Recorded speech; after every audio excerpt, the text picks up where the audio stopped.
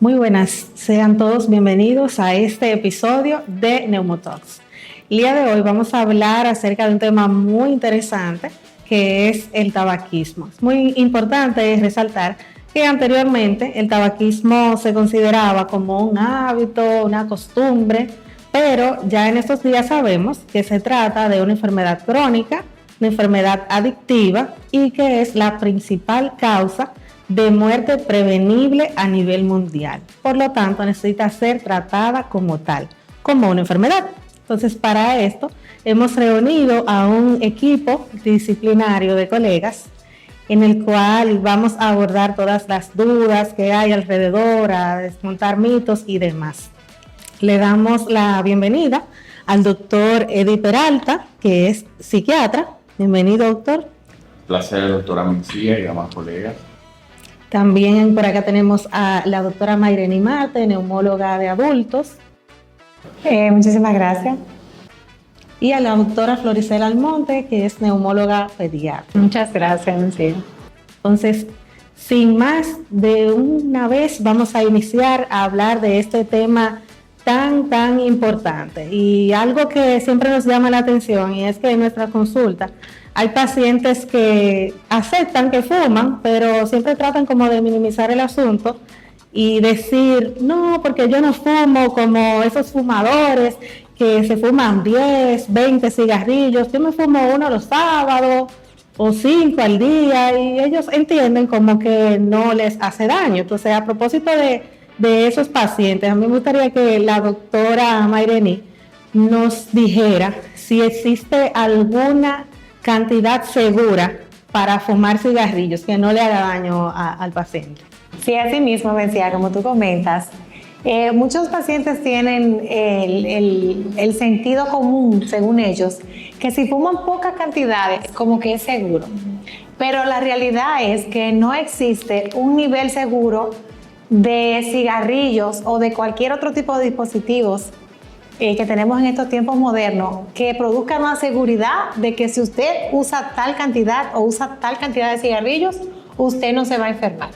O sea, nosotros sabemos que tan solo un solo cigarrillo que usted consuma o algún tipo de dispositivo derivado del tabaco o otro tipo de sustancia, usted tiene mayor riesgo a tener enfermedades cardiovasculares, cáncer de pulmón, enfermedades respiratorias, en fin, o sea, no hay una cantidad segura. Lo seguro es que usted no consuma cero.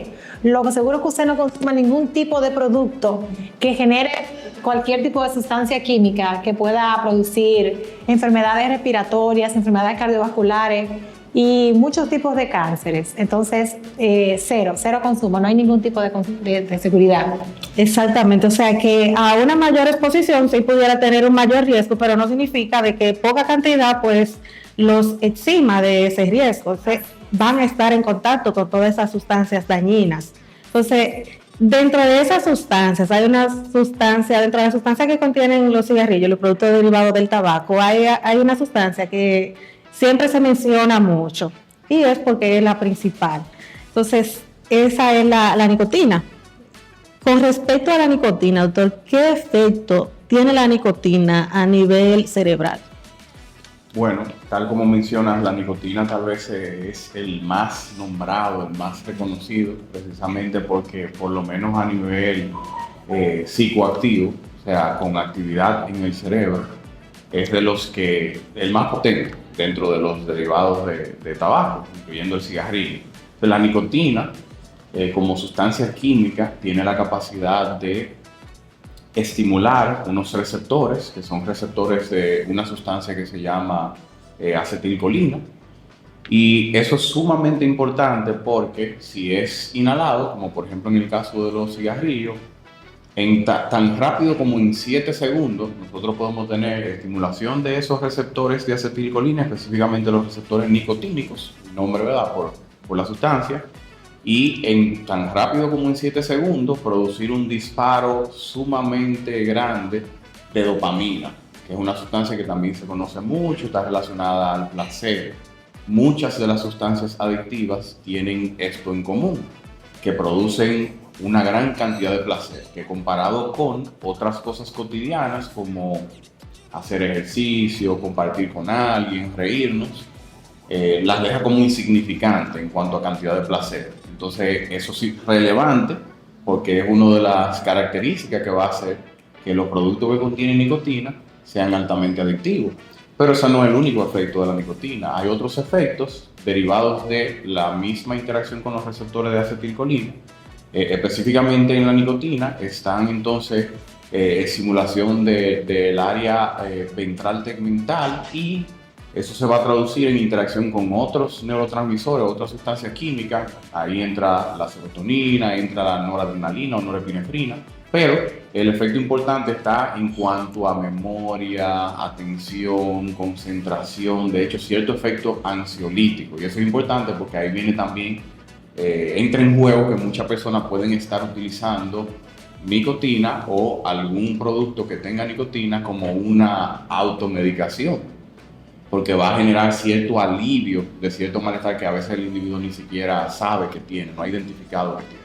O sea, esos son los efectos de la nicotina. Ok, o sea que en conclusión, la nicotina es la culpable de la adicción física, o sea, de mantenerte fumando. En gran parte. Vamos a decir que 95%. Sí, sabemos que es una triple dependencia. Tenemos la dependencia social, que ya eso es el entorno, la dependencia física, causada por la nicotina, según lo que usted nos explica, y la psicológica, que ya ahí tiene que ver otros componentes de hábitos como tal, pero no simplemente que sea el hábito lo que lo mantiene fumando, sino toda esa composición química.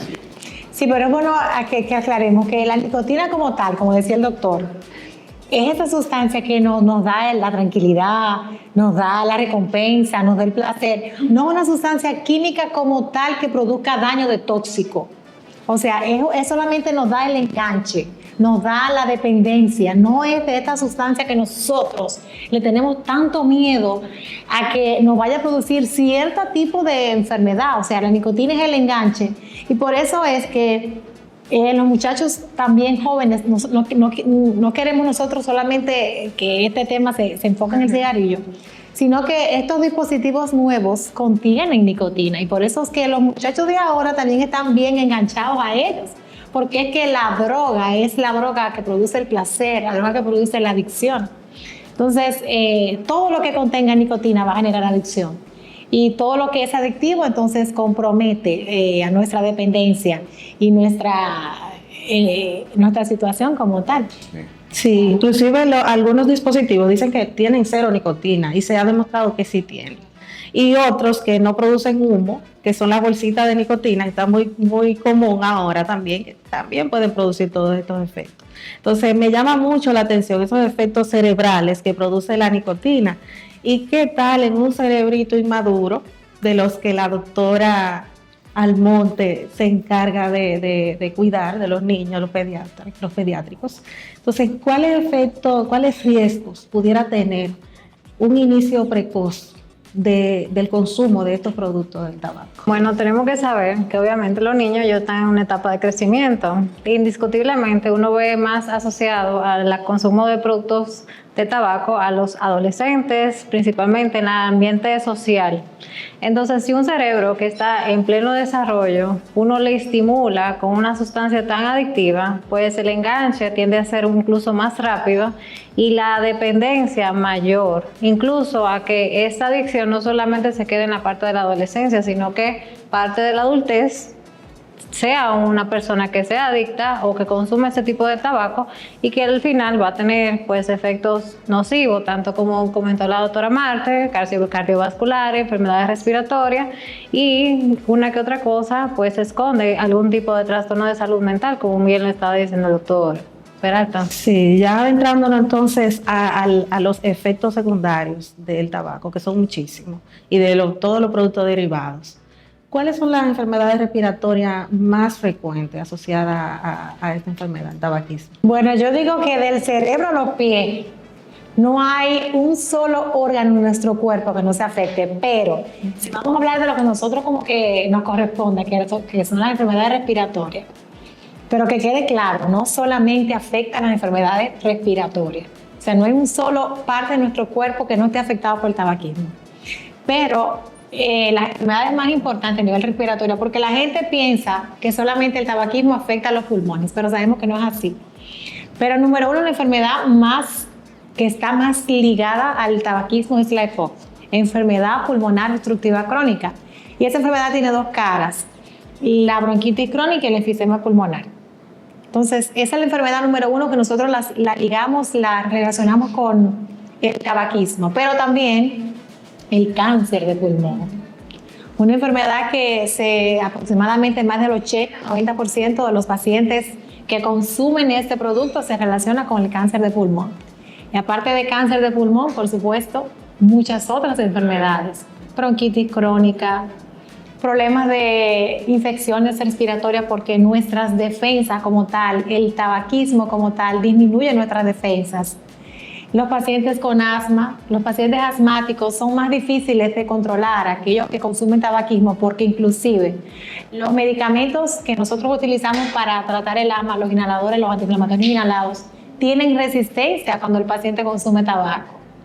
Entonces, todo ese grupo de enfermedades de bronquitis crónica, de enfisema pulmonar, de infecciones respiratorias, del asma mal controlada, cáncer del pulmón, enfermedades cardiovasculares también en general, son un gran grupo de enfermedades que están íntimamente relacionadas con el tabaquismo. Sí, también algo que ha tomado relevancia en los últimos tiempos con los nuevos dispositivos son las infecciosas. Porque lo comparten. Y a veces uno le pregunta, ¿y tú tienes uno en la casa? Y ellos dicen, no, pues que me lo prestan. Entonces, no sé qué decirte si es peor. Quizás el hecho de que no tenga uno, pues hace que tenga un consumo quizás menor, porque es cuando sale y se lo prestan. Pero cuando están en un lugar de diversión y se pasan una juca donde la van compartiendo, he visto casos de tuberculosis asociada a eso. Tú le preguntas, sí, me prestaron un bebé, me prestaron una juca. Y neumonías también. Sí, el mismo tabaquismo, recordarme, decía que el mismo tabaquismo produce alteraciones en la defensa de nuestros pulmones. Y eso va a ser eso puede crear que se haga un ambiente muy propicio, muy adecuado para que se den neumonías con mucho más facilidad, que las infecciones que tenemos con frecuencia en estos tiempos como influenza sean mucho más severas, sean mucho más graves. Tuberculosis, señores, o sea, son muchas infecciones que el tabaquismo hace que se puedan cocinar con mucha más facilidad. Sí, y también, como usted decía, que me gustó mucho ese argumento de que no hay una parte del cuerpo que no se ve afectada por el tabaquismo. En ese mismo orden también tenemos las enfermedades de salud mental, que hay muchas enfermedades que están relacionadas al tabaquismo. ¿Cuáles serían las más comunes de las que ustedes tratan? Sí, ahorita yo mencionaba que muchas veces por los efectos de la nicotina, el tabaquismo se presta para hacer una especie de automedicación. Y ahí, por sus diferentes efectos, entonces vamos a tener cuáles son esas diferentes enfermedades. De lo más común, ansiedad. Yo diría que tal vez la número uno, ansiedad. Y muchas veces, obviamente, el efecto ansiolítico, ningún medicamento, ni siquiera los ansiolíticos, producen una sensación de calma tan rápido. Tal vez no es la más efectiva ni la más duradera, pero en términos de iniciar, la nicotina es la número uno. Entonces, la ansiedad, definitivamente, también dentro de las enfermedades mentales asociadas, diría que la ansiedad es la única que se ha logrado identificar claramente como el cigarrillo y los productos derivados de tabaco tienen un factor dentro de la génesis de la enfermedad, porque hay otras enfermedades asociadas donde el cigarrillo puede agravar, pero no necesariamente es el causante.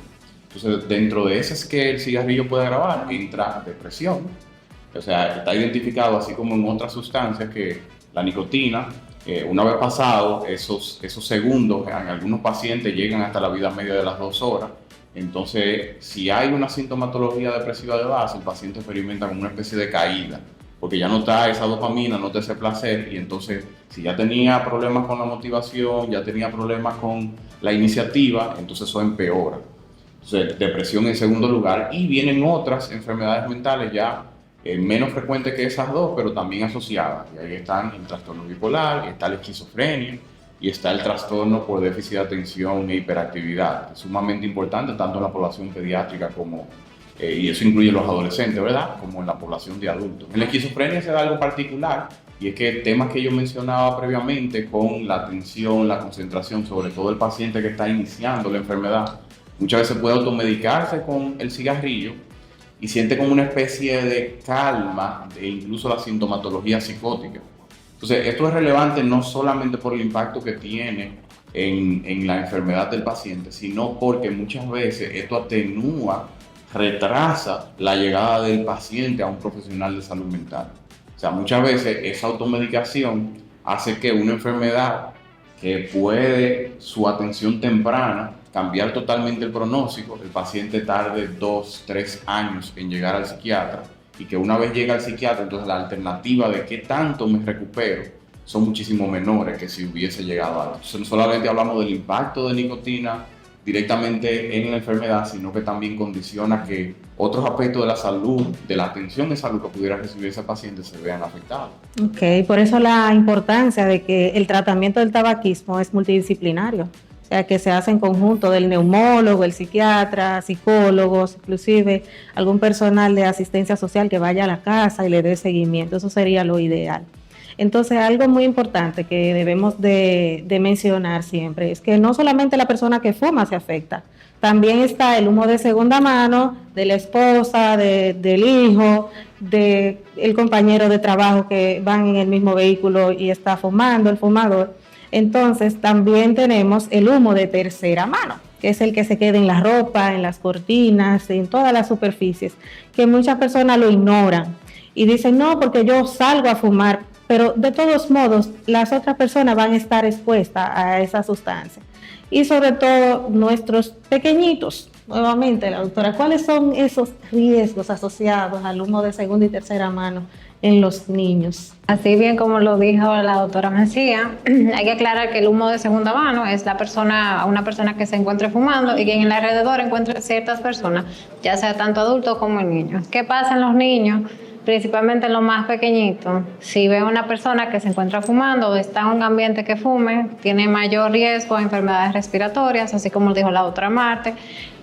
Principalmente a esos pacientes que tienen una tendencia asmática hay mayor crisis o es más difícil controlar esas crisis asmáticas porque hay un ambiente que no es el adecuado. Los niños que pueden presentar bronquiolitis, principalmente los niños más pequeños. Las enfermedades cardiovasculares la verdad no la vemos tanto en la parte de la infancia, pero si se empieza desde tan pequeñito, pues en la adultez joven, pues esos son los pacientes que pueden darle un infarto, que no se sabe por qué le dio tal motivo, pero si uno busca la causa de la raíz, bueno, pues desde la infancia tuvo un contacto con un ambiente que no era el más adecuado para él. Sí, y también no solamente en niños, incluso desde el embarazo, los fetos se pueden ver afectados por el humo de segunda mano, tanto de la madre como cuando la madre fuma como de cuando está expuesta. No, y el crecimiento del mismo pulmón, pues obviamente es diferente. Sabemos que el pulmón crece hasta los 21 años. Entonces, si empezamos a tener infecciones a repetición, vamos a decir que eso para nosotros viene siendo el infarto del corazón, eso es el infarto del pulmón. Todas esas infecciones recurrentes que pueden tener esas afectaciones, pues se está perdiendo capacidad del pulmón para que el paciente o el niño tenga una función respiratoria lo más ideal posible. ¿Qué es lo que más tiene causa de muerte? Es una afectación en la parte respiratoria. Entre más bajita uno tiene, como quien dice, la capacidad del pulmón para poder sacar y entrar aire, pues más riesgo tienes tú de una mortalidad, vamos a decir, en una adultez joven. Sí. Y el riesgo yo siempre le digo a mis pacientes que los niños y las niñas de los padres que fuman o usan dispositivos electrónicos son más propensos a ser asmáticos. Entonces, eso es como, yo digo, una dolencia que yo le doy a los padres para que sientan de que cuando están consumiendo esos productos, están de alguna u otra manera van a incidir a que sus niños se enfermen. Claro. Entonces, es un incentivo que yo siempre le doy a mis pacientes de que nadie quiere ver a sus hijos enfermos, o sea, uno se sacrifica por sus hijos. Y cuando uno le plantea el tabaquismo en que sus hijos van a sufrir, yo creo que siempre es bueno como apuntar a cuidar a los niños para que los pacientes, los adultos mayores, dejen de consumir una sustancia que, aunque no queramos admitirlo, nos afecta a todos los niveles, a todos los extractos sociales y al mundo entero. O sea, dejar de consumir tabaco no solamente es por el bien propio, por el bien de nuestros hijos, de nuestra familia, es por el planeta en general. Sí, también los hijos de fumadores son más propensos a que fumen, porque si papá lo hace, Ahí entra lo social. ¿Cómo uno aconseja a un adolescente que el papá también fuma y que cada quien tiene su vape en la casa?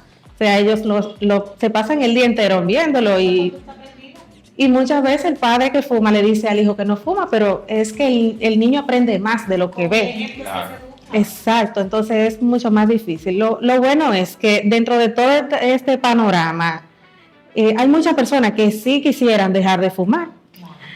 Y ahí entramos nosotros a ayudarlos a dejar de fumar. Pero a propósito de ese deseo de dejar de fumar, ¿por qué es que se le hace tan difícil dejar de fumar a las personas? Bueno, ahorita hablábamos un poquito de eso. Hay una parte que tiene que ver directamente con el efecto químico en nuestro cuerpo. Hay una parte que tiene que ver con lo social, con la interacción. Y en esa parte social tiene mucho que ver, influye mucho la historia del cigarrillo, de los productos derivados de tabaco. O sea, nosotros, bueno, somos, creo que no tan mayores en edad, pero 1920, 1950 y pico, el hombre Marlboro, ahora con los nuevos dispositivos. O sea, socialmente se vende como que los productos derivados de tabaco muchas veces ofrecen estado, poder, chabacanería, o sea... Estatus. Exactamente. Lo puro, señores, lo puro. Entonces, socialmente también hay una dificultad generada por ese aspecto, y también está la parte del hábito. La parte del hábito asociado a conducta, que tiene que ver con me fumo un cigarrillo cuando salgo a caminar, me fumo un cigarrillo cuando me levanto, me fumo un cigarrillo con el café, me fumo un cigarrillo o un cigarro con el trago.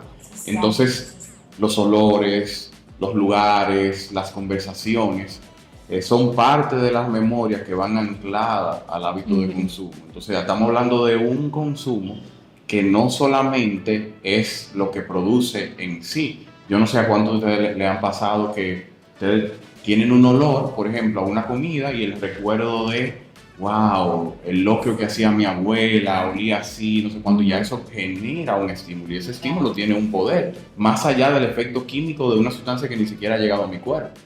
Entonces, empezamos desde lo social, mediado por el hábito del recuerdo, que depende mucho de las circunstancias, y después entonces viene lo químico. O sea, es un combo que sin lugar a duda se les hace difícil a la población en general. Y cuando encima de eso tú entras a una cultura que va a variar de país en país, pero una cultura, por ejemplo, como la de nosotros, donde económicamente se mueve mucho vía el tabaco, y además de eso, culturalmente también está normalizado en muchos espacios, a pesar de políticas públicas que van en Mueve el tabaco, es un país que nosotros Exactamente, promovemos exactamente. el consumo de tabaquismo. Entonces, no estamos en 1950 y tanto, pero todavía tenemos ese concepto como de hombre Marlboro, de qué cool es fumar. Sí, y anteriormente, sobre todo con los vape, era como sabores más sencillos, fresa, vainilla, ahora hasta de crème brûlée.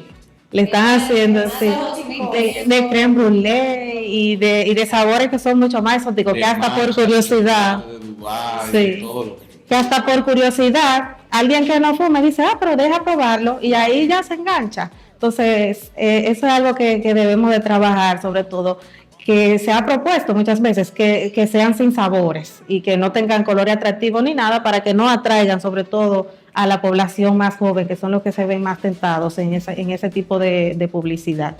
Entonces, con respecto a la adicción, a las adicciones en general, ¿usted entiende que el tabaquismo está subestimado con otras adicciones? Definitivamente.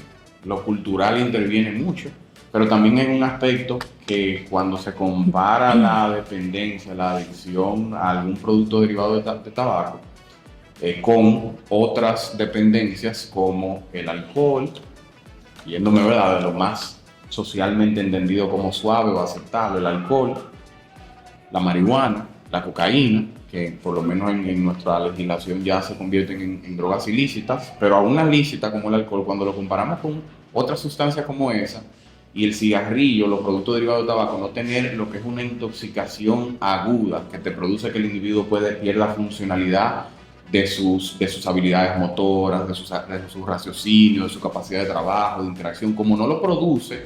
Es decir, si comparas con alcohol, que produce, ¿verdad?, cierto enlentecimiento, cierta desinhibición, pérdida de los reflejos, o con la cocaína, con la euforia, o con la marihuana, con la relajación, pero después incluso puede entrar en un efecto de disociación. Como no tiene esa intoxicación aguda, decimos, no, pero es que el cigarrillo no hace nada. Nada más le vemos lo positivo que mencionábamos ahorita de los efectos químicos de la nicotina, que pasa en segundos, y sí, el efecto negativo de enfermedades muchas veces crónicas, que la mayoría de personas lo ven, eso no me va a pasar a mí, porque lo ven allá dentro de 10 años, 15 años. Entonces, cuando se ve de esa manera, claro que lo vamos a subestimar, ¿no? El cigarrillo eso es una tontería, eso es una caballada, pero realmente no. Entonces sí, definitivamente está sumamente subestimado. Creo que la parte de no intoxicación aguda tiene mucho que ver, pero la normalización cultural y social también. Sí, es lamentable que inclusive por el personal de salud, ya eso gracias a Dios ha cambiado, pero anteriormente en la historia clínica se ponía el tabaquismo en hábitos tóxicos al lado del café y del té. Entonces ya sabemos que no, que es una enfermedad y que debemos de ponerla arriba, junto con hipertensión, con diabetes, como una enfermedad crónica y recidivante, y que es difícil realmente, pero no imposible, dejar de hacerlo.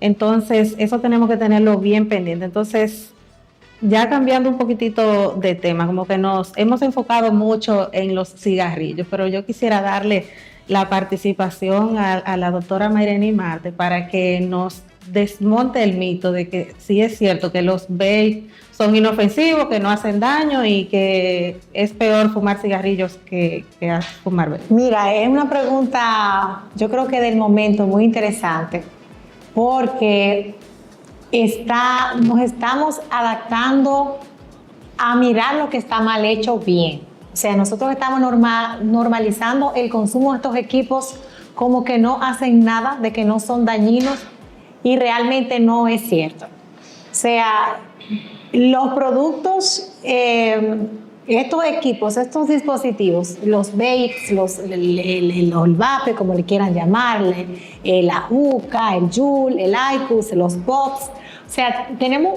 una variedad inmensa de estos equipos que tenemos que plantearnos no solamente en el equipo como tal. Primero tenemos que plantearnos en la sustancia. ¿Qué es lo que estos equipos realmente tienen? No son agua con vapor, no es cierto. O sea, estos equipos tienen varios tipos de sustancias, como el propilenglicol, la glicerina vegetal, la nicotina y los saborizantes. Estas sustancias como tal, muchas veces nosotros los jóvenes dicen, pero ¿qué sustancia es los conservantes? Es cierto. El problema es cuando estas sustancias se calientan, que producen un subgrupo de sustancias tóxicas. Aparte de esas sustancias tóxicas, los mismos calentamientos de la resistencia y de los metales que tienen los equipos, que también producen metales que son tóxicos, ¿sí? Y los metales que también tienen el equipo como tal.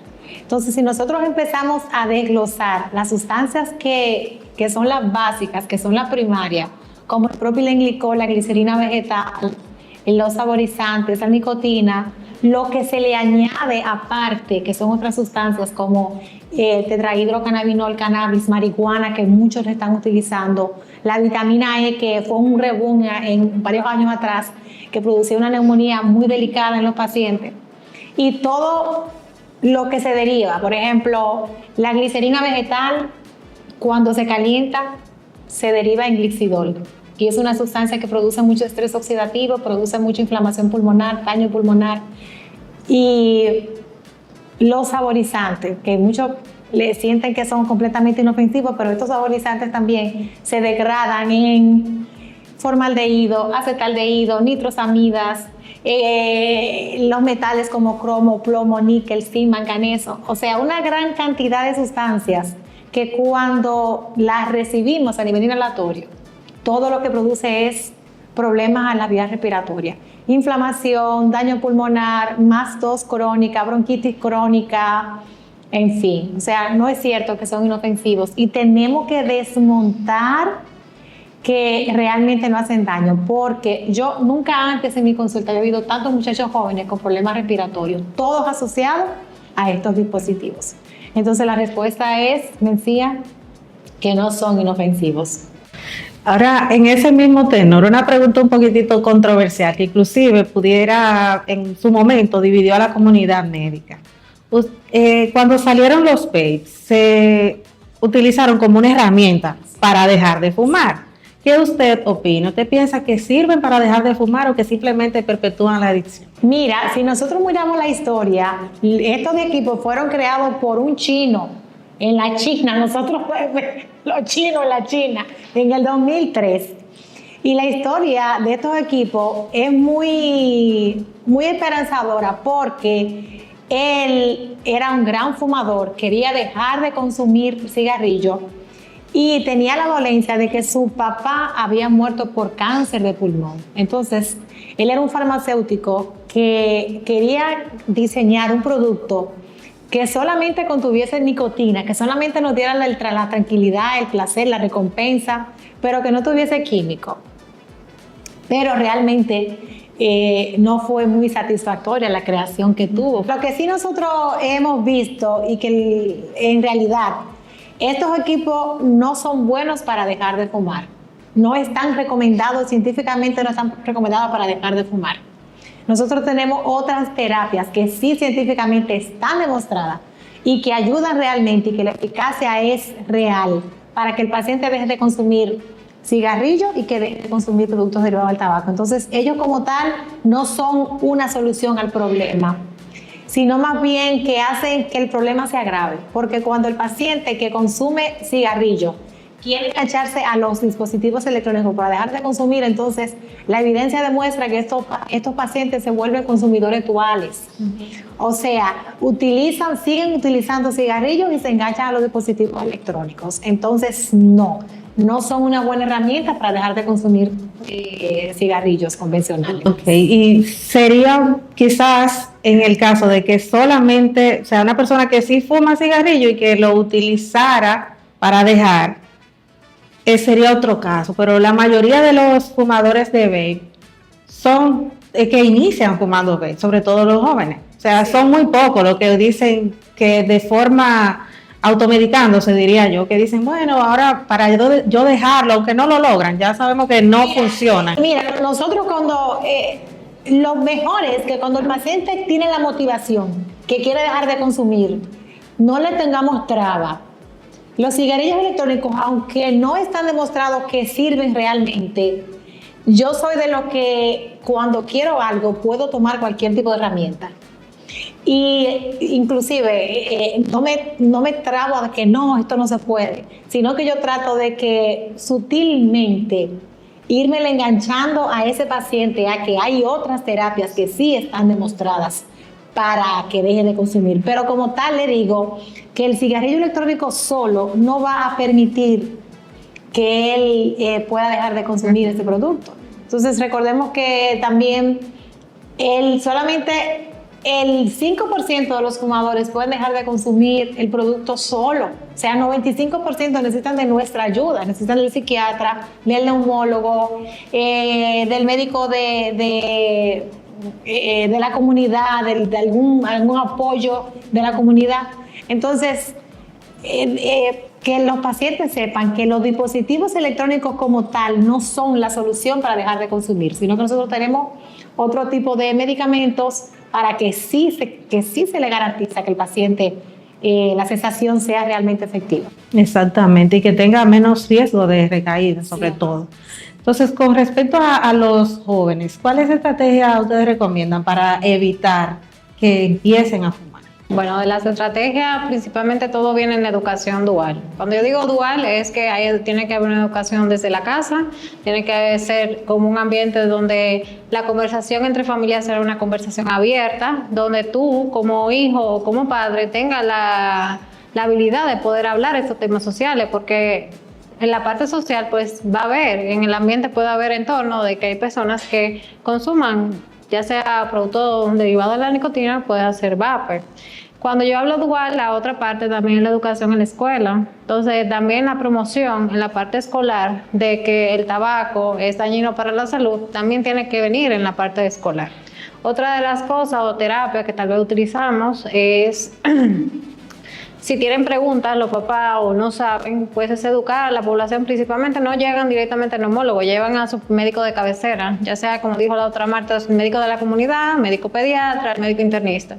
Si nosotros como médicos no estamos todos, como quien dice, en el mismo entorno con lo del tabaco, pues va a ser más difícil poder llegar a transmitir una comunicación efectiva entre la familia y entre el adolescente. También otra cosa es, pues, hablarle a los hijos de que en el entorno puede hacer que haya personas que por el ambiente social, la presión social, te digan, sí, vamos a fumar, y que tú tengas la decisión de decir, no voy a fumar. ¿Cómo se fomenta eso? Bueno, lo mismo adolescente, haciendo algún tipo de actividad física que no esté relacionada a tal vez a otras actividades que tengan esas personas que tal vez sí consumen ese consumo de tabaco, y que tengan también, que le crean a los adolescentes hábitos saludables, diciendo, mira, el alcohol, como dijo el doctor, el alcohol es perjudicial, pero también tenemos la parte la parte del tabaquismo. Y más que todo eso, yo creo que tiene que ver mucho con la parte de la educación, y que todos como médicos tengamos esa decisión de que todos, bueno, no estamos de acuerdo con eso, pero que que transmitamos la misma comunicación. Sí, de no pasar por alto cuando un paciente dice que fuma o que uno sabe que fuma realmente. Y en el área de la salud mental, ¿cuáles estrategias le funcionan a ustedes para abordar y tratar a estos pacientes? Es muy interesante la pregunta, es una pregunta creo que tiene una respuesta muy amplia, pero tenemos diferentes intervenciones. En el ámbito médico hay una que se trata de terapia de reemplazo de nicotina, chicles, caramelos, parches. La vía cambia mucho el tema de qué tan rápido hacen su efecto, uno puede ir graduando dosis, se lleva al cabo de un periodo de semanas. También tenemos un segundo grupo de intervención que son unos medicamentos que simulan la actividad de nicotina, y entonces el cerebro del paciente puede sentir como que hay algo que hace el efecto de nicotina, pero no es nicotina, y entonces puede ir haciéndosele más fácil al paciente dejarlo. Y también hay un tercer grupo de otras alternativas que no tienen que ver con nicotina. Hay un medicamento en ese grupo que se llama bupropión, que está aprobado para otras cosas, pero aprobado también para cesación tabáquica. Dentro de esas otras cosas es un antidepresivo. No necesariamente una persona tiene que tener depresión para utilizar ese medicamento, porque tal como pasa con otras sustancias, como algunos antialérgicos, por ejemplo, que son para alergia, pero a nivel cerebral producen sueño, algunos de ellos. Entonces algunas personas incluso van y lo usan, que no pude dormir o tengo esta situación, y se toman un antialérgico para dormir. Entonces es el mismo caso, eso dentro de las intervenciones médicas, pero hay otras intervenciones no médicas y viene muy de la mano con la parte terapéutica en psicología, terapia motivacional, terapia cognitiva conductual, y también hay otros esfuerzos del ámbito no necesariamente ligado a un profesional de la salud, que tal vez por sí solos no son suficientes, pero que muchas veces pueden acompañar al paciente a una reducción más rápida, sobre todo porque hablábamos ahorita de que muchas veces el paciente está automedicándose. Entonces, si se está automedicando para una ansiedad que no ha reconocido, hay otras intervenciones que tienen que ver con la actividad física, por ejemplo, o con la dieta que lleva el paciente, y no hablo necesariamente de una dieta restrictiva, o sea, qué cantidad de azúcar, qué cantidad de carbohidratos, de alimentos procesados, de proteínas estoy consumiendo. A veces hay un tema de que el individuo no se siente la suficiente cantidad de tiempo saciado y una ingesta pobre de proteínas. Entonces, es definitivamente algo multidisciplinario, y a pesar de que por el aspecto político, económico, aquí no contamos con todas las alternativas, creo que sí contamos con muchos profesionales de diferentes áreas que muchas veces tratan de buscar hasta lo que no hay disponible aquí para facilitárselo al paciente. Sí, o sea que lo importante es saber que hay alternativas, hay opciones para ayudar a los pacientes a dejar de fumar, y que pueden ser indicadas tanto por un psiquiatra como por un neumólogo capacitado. Eso es lo bueno que debemos de resaltar, que siempre hay algo que hacer para las personas que desean dejar de fumar. Y ya para concluir, a la doctora Marte, ¿qué tan reversible es el daño pulmonar producido por el cigarrillo? Bueno, siempre hay esperanza. Desde que el paciente decide dejar de consumir cualquier tipo de sustancia tóxica, desde ese mismo momento la vida del paciente cambia.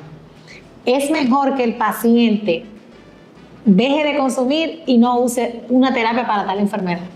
Porque cuando el paciente deja de consumir, la enfermedad se modifica automáticamente, se revierten muchísimos daños, se disminuyen las hospitalizaciones, la calidad de vida lo va a mejorar, la supervivencia aumenta.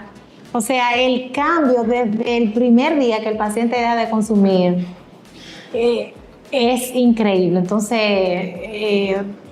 es necesario que el paciente, y no importa el tiempo que el paciente tenga consumiendo, no importa que tenga 50, 60 años consumiendo un producto derivado del tabaco, siempre es un buen momento, ese es el mejor momento hoy que usted lo decida, es el mejor momento para que su vida se transforme por completo, porque va a mejorar su respiración, va a tener mucho menos tos, va a tener mucho menos riesgo de enfermedades, de infarto, de eventos cerebrovasculares, de cáncer. O sea, la vida le va a cambiar por completo. Bueno, yo entiendo que ha sido una conversación muy productiva, muy contenta con todas las respuestas y todas las cosas que hemos hablado acá, pero ya tenemos que terminar. Entonces este es el momento de agradecer por estar acá con nosotros, agradecer también a los colegas por acompañarnos, y hasta aquí nuestro Neumotalks.